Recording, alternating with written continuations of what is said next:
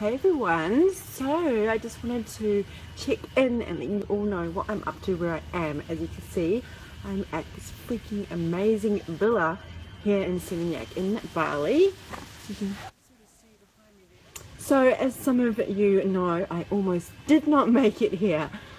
I was so close to missing my flight, like super close. But somehow in my head, I had an idea that I was supposed to get there like an hour before. I don't know why. I just didn't, I had a bit of a brain freeze, let's just say.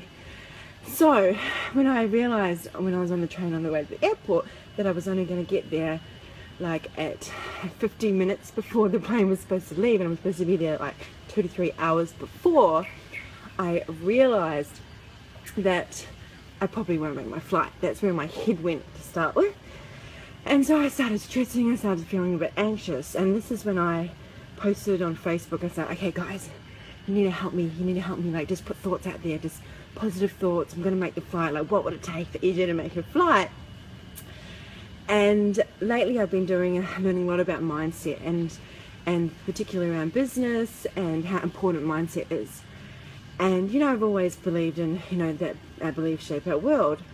So I was like, okay, this is a chance for me to really put mindset into practice. And this is exactly what I did. And this is basically how I actually believe that if I hadn't done those mindset practices on the train, that I may have not made my flight. So the first thing I did was I obviously got a tribal belief system going, where I got people to start really thinking and visualizing and asking and putting out there that I was going to make the flight. And then I started journaling, and I started writing, okay, what my fears were, what was coming up. I was afraid of the flight, that I'd have to pay for a new flight. I noticed that my head was going into what am I going to do if I don't make the flight, and what are my options, and how much I'm going to have to pay for a new flight, all that kind of stuff. And I was like, no, you don't have to think about that. And then I was trying to even justify, like, it's okay if I don't make the flight because, maybe it's just not meant to be, and maybe I'm meant to be on the flight tomorrow, and and it's going to cost me another $500, and I was trying to justify why that was okay, and all this kind of stuff. And I was like, no, you're going to keep writing, and so I kept writing out, this is what my fears are, and what do I need to believe? What do I need to believe? I need to believe I'm going to make this flight. It's going to happen with ease and grace, and I really just started like a journal, like 10 or so pages of stuff, and then I was so happy and grateful that I made the flight, and really writing it into reality that I was going to be on this flight. And then I went into a visualization, and I visualized myself getting off the train, getting through customs, getting to the check-in, and then like, yep, you're on, cool, you just made it, this kind of thing, and then going down to customs, and it was all flow and ease, and it wasn't busy, and then getting on the flight and boarding, and then sitting on the airplane and looking out the window and just feeling this absolute gratitude that I was here, like, oh my gosh, like I'm so happy and grateful, and so grateful to everyone that had put it out there, and all this kind of thing. Like I really embodied that feeling, like I actually literally felt like that it actually happened. And the other thing I also noticed is that some of my beliefs and blocks that were there were like, mistakes always cost me money, this kind of stuff that I found, which was really cool, because then I could see how I've been limiting myself. And I'd also noticed that in the week before, I put out, right, I need to make $4,000 this week, this will cover my trip, this will cover my Perth trip, all this kind of stuff. I ended up making $5,000, and what happened was, and this is what I've noticed, is whatever I always put out there money-wise I need to make a certain week, is I always make that. That's no problem.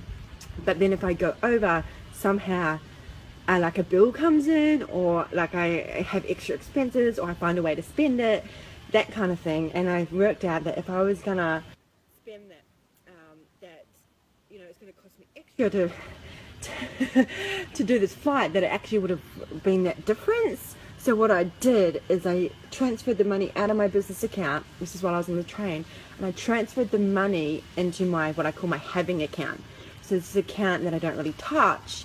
I've only just sort of started doing that, but that is my money. So it's gone, like, in my mind, it's not even in my it's not in my business account, so it's not there. but it's still mine because I put it in my having account, so I still have it, but in my eyesight I can't actually see it, kind of thing.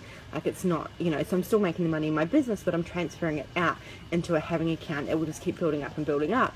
And the great thing about that is when you create a having, then you create more having, and more and more and more, and eventually, you know, you'll be making and investing and all that kind of stuff from there. So that was really cool to notice, and to see that some of my blocks around and how I'd make myself wrong in the past for making, because I felt really stupid and silly, and how could I like get this flight time wrong? It's kind of stuck because I'm really good with this stuff. The other thing also that was coincidence, but not coincidence, I do not believe in coincidence, is that I had a friend on the flight who was already at the airport, and I messaged her, and we didn't even, it was so funny because we didn't all know that we were going to be on the same flight until like a week before. And I said, I told her what was happening. I said, oh, can you just ask your angels and guides to please help me be on that flight? And she ended up asking the people at the desk, you know, just letting you know that she's running late, kind of thing. And they were basically like, well, look, we're not going to hold it for just one person. But when I got there, they had obviously held it for me. So I was 10 minutes late for check-in, and it was Jetstar, so usually they're pretty ruthless on if you're late, because I've been late before, and I was like a minute late once, and for a domestic flight, and they were like, no, you're not getting on. So I could have brought that past experience into the present and really just been certain and made my mind up that I was not going to be on the flight. But I decided not. I was like, no, I'm on that flight. Like, I made a decision, I journaled about it, saved myself $500, still got to spend a night at this amazing hotel that I'd booked, and have an amazing sleep and not be stressed out, and I like, oh gosh, it's just an hour or so of writing and visualizing saved me a lot of time and a lot of money. And I had told myself, and I hadn't spent a lot of commitment on mindset stuff, a little bit, but not so much journaling, more other things that I do. And I was like, you know what, this shit works. Like, I'm going to be mindset, like, I'm going to be so committed to mindset work. And most of the coaches I work with, and my mentors, are like, it's 80% mindset, everything else is, you know, your 20% is your action and things like that, and marketing. And I was like, man, this work mindset stuff is super powerful. And I'm like, this will literally be a miracle that I make this flight. And you know what? It worked. And I believe it was the mindset stuff, like that feeling and visualizing that, and that just knowing that I was on this flight, even though there was still doubt there, and there was. I wrote about it, I set it free, I released it, and I created new possibilities. And this is how it works, right? This is how everything works in your life and your mindset. And I'm here at this amazing place, at this retreat. I'm about to spend 8 more days after this in Ubud, doing a lot of writing and journaling, and really getting to this place of coming out fully into what I'm doing and who I am.